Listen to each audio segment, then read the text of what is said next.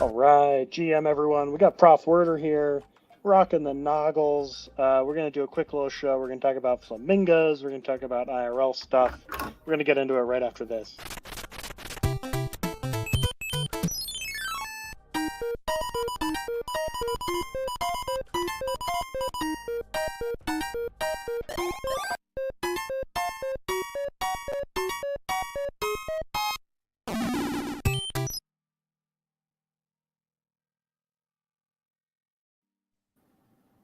I love Prof that. GM. How are GM. I'm good. I'm good. How are you, Panda?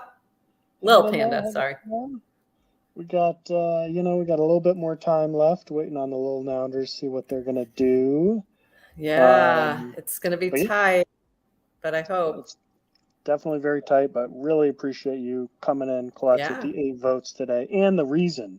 Need more props like Yeah. this. Absolutely love it. Thank 100%. you. Like, I want to see more like this, not less. That's for sure. Yeah. So, and I think my other Lils that I own, they are with somebody else, but I'm pretty sure they gave you the votes as well. So, hopefully, all my Lils are going to work for you today. Yeah. Well, let's talk about two main things. One is, Sure. do you want to talk about your builder prop that you just passed? Sure. You want to tell that The story? So you're talking about Builder DAO, that one, Yeah. or yeah. So that was the community resident prop. I believe that's the one you're speaking about, and that is I've been managing the Discord for the Nouns Builder, and it started as the Builder community. So it was for those who were building on the Nouns Builder and creating their own DAOs to offer some support, and that kind of happened with very early on, like the first week that Nouns Builder launched, I launched Just the Flamingo, which was an experimental DAO, and it's still operational, but we're just kind of dormant at the moment because I got a little busy with something else. But it was mostly to figure out how it worked. For me, the way I learn best is by doing things. So I wanted to learn how Nouns Builder works so that in case I wanted to use it or I wanted to help students use it or what have you, I would know exactly how all of it works together. And so I started Just the Flamingo. And then after that, realized there was no Discord or any place for those who were building DAOs to kind of get answers or connect or chat with each other, share best practices, et cetera. So we launched the Builder Discord, and then that became the Builder DAO Discord as well.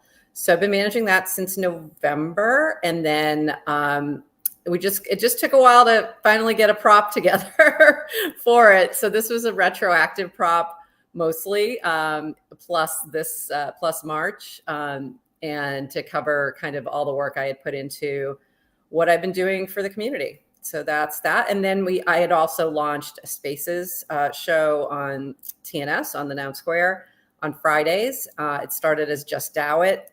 And then the lawyer in me couldn't risk the trademark infringement. So we changed it to Builder Box, kind of leaning into Ugly Dow's Box plus Builder, putting those together. And Tody Hawk and I host that every Friday at 4 p.m. And that's part of what I do with Nouns Builder and Builder DAO. So it's been an unexpected experience to jump in and suddenly be a community manager for a brand new spanking growing exponentially community. And it's been a lot of fun, and met some amazing people who are starting DAOs, Nounish DAOs, who are not even in the Nouns community. They're doing their own thing, and they're making some incredible, really different kind of DAOs that are exciting and fun. So that's what I'm doing with that. You crushed this vote. Look at this, 34-3. Yeah. Yeah, it was Wow. pretty, it took some work. I had to talk to a lot of people. I think the biggest challenge for that was, we've got some issues in Builder DAO that we're trying to figure out. And so there was a little back and forth on, what's the right funding for a community manager, for a community resident. And I think we're still figuring that out. So I will be putting another prop in soon, but it'll be a little different because we have, some things have changed and shifted, and So it'll probably be a little bit less ask, but in a little bit different approach. But I'm going to be continuing on, hopefully. And I love what Nouns Builder is doing. Yeah. So it sounds like sort of a very nounish thing where you just kind of you were a user of Builder, you realized there was kind of a need for this stuff, you just started doing it. And then eventually you've got a prop up, you politicked, you got that passed. I mean, that is extremely nounish, Prof. It's like, it's the CDT playbook, right? If you know CDT's story, he started by creating Nouns Center, right? And creating a website for cryptos and like just doing these things of like, oh, hey, we need this thing. Okay, I'm just going to make it. And then really kind of not realizing what I was taking on, honestly, until it was like I was already in it. But, you know, when you see a need and if you have the skills to do it, it's great if you can. At the same rate, it's also good when we can reward those people for that work because it can take a lot of work. But yeah, it was kind of the CDT route to Builder DAO, if you will. You said, okay, last question before we go to flamingos. You said a lot of work, obviously, to get a prop up and pass it. What can you teach to other builders about how you got this done? I mean, you had 3x quorum. That's huge. 34 to 3. I mean, this is a here's the funny thing. I look at this and I go, those 3 votes really annoy me. I'm such a, it's so funny. I'm like, all I can think, it's so cool when you're talking about this and you're like, look at this, it was so great. And all I'm thinking about is like, those 3 votes. I would say this about getting props passed in any nounish DAO. The first thing you have to do is have the communication before you even put the prop up, before you even write it. You should have a good idea of where your supporters are and what the criticism is, and understand it and maybe make adjustments based on it.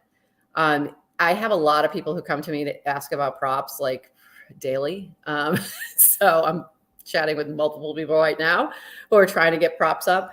And that's, when I go through their props, one of the things that I tend to do that a lot of people don't realize I do is I will send it to friends of mine who tend to vote very differently than me. They tend to vote, a little bit more critical eye, a little bit more focused, what we would call the DeFi bros, if you will. And that's a good thing. Like, you need to know what that sort of approach is thinking. Like, what are they thinking? What are they going to think about this prop? And understand that, because they may have some very valid and helpful criticism that might help you adjust your prop and get some support. Or at the very least, if you don't agree with the feedback, at least you'll know what's coming and you'll understand what kind of pushback you're going to receive when the vote goes on chain. But the other thing that's important to keep in mind is, like, a lot of people don't give feedback before something goes on chain. So, you really have to work to get that feedback. It's not just like put it on discourse and hope somebody comes to you with like brilliance. It's not going to happen that way. You really have to you got to slide into those DMs for real.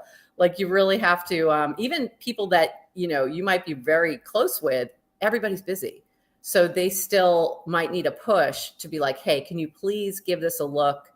I know you're busy, but I really need your critical eye on this. And then be open to that feedback.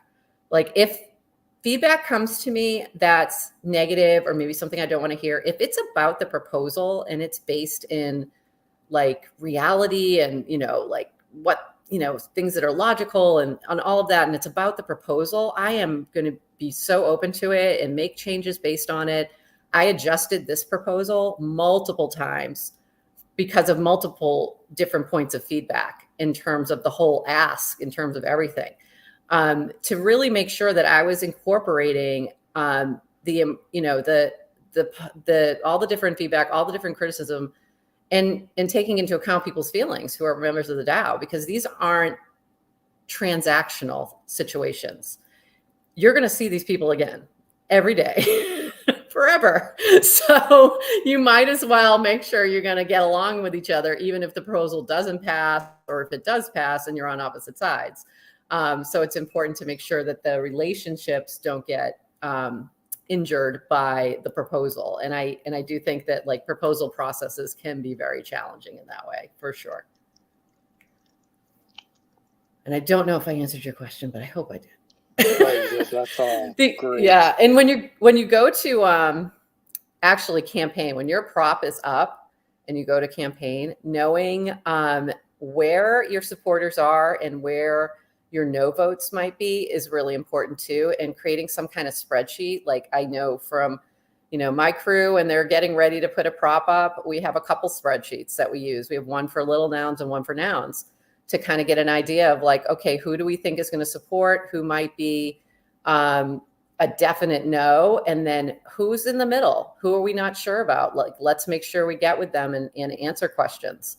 And let's make sure that, with even the supporters, that we're thanking them, that we're, reaching out, all of that. The only way you get a choir, you gotta preach to the choir. That's how you get them to sing, right? So you want them sharing why they support it and sharing it with others. So making sure you kind of think about all those different categories and understand like, how to manage that process is important too. Yeah. There's a lot there. Could you give an example of something significant you changed from this based on feedback? Yeah, well, the ask was a big one. So we started, and I had started with feedback from other people at a much higher price point. At like somebody came in and said, you should be asking for 7. And I'm like, that seems high per month. But I was looking at other nouns, similar positions, and they were much more in the 7 to 10 range. And then having multiple conversations with folks. And I kind of know I could have supported that level of ask, but it didn't make sense. And it also didn't feel right from after listening to the different feedback.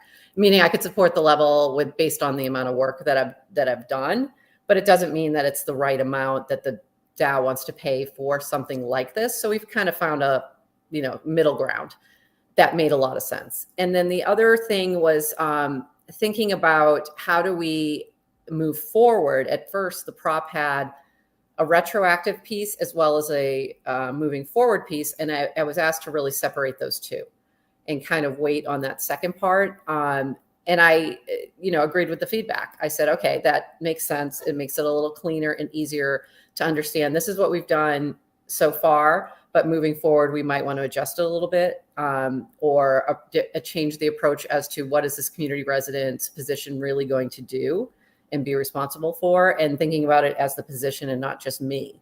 And that's a better approach in general for moving forward. Absolutely.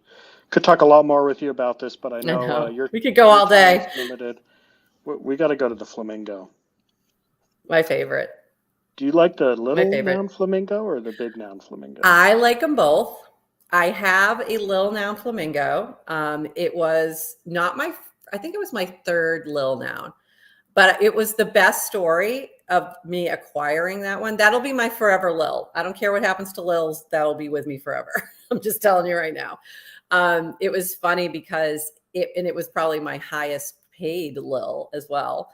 I got pinged by Lil Al to like, hey, there's an awesome flamingo right now. You got to go grab it. And Brooks was bidding, and people were sending him multiple messages like, stop bidding against her. She really wants this one. It was really funny. So it was kind of a group effort to get me my Lil Noun flamingo. So when I kind of got obsessed with the flamingos, I just love that they're actually a flamingo float.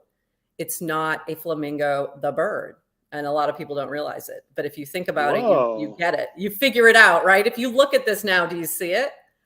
A pool float? It's a pool float. So if you look at the flamingo pool floats, just go to Amazon and Google it. You'll see that's what it is. So for nouns and for Lil Nouns, the glasses are in the middle. If you look at Flora Nouns, the project that I created with my students about a year ago, it's flipped and the glasses are over the eyes. And that's the difference. It looks the other direction and it has glasses over its eyes. Well, So, yeah. let's do this. Let's go to the Yeah. dressing room and let's design a flamingo for each of us. Oh, awesome. So let's see. I'm gonna start with. To me, a flamingo's got to have a warm background. I would agree. It's always in a warm climate. Okay, so we both got warmth. I forgot to All show right, you. what Yeah. So what it color shirt do has, you like see, I for the told you. flamingo? I personally like the pink or the green, either one. Like one of the greens, either the teal, not the gunk, or that bright teal. I think it's called light teal. Either one of those, or if you want to like contrast, or the one of the pinks, and then I usually will put an accessory over it that'll pretty much cover that anyway. Okay, so I'm gonna go with But red what do you pinkish. like? Well, let me see. I've never Because you could dressed a go totally flamingo. different. Yeah, I mean, there's lots of ways to go with this. You could go, yeah, the pink and blue would be like a nice little Miami Heat kind of vibe. That could work. All right, I'm gonna go with blue. Okay, I like it.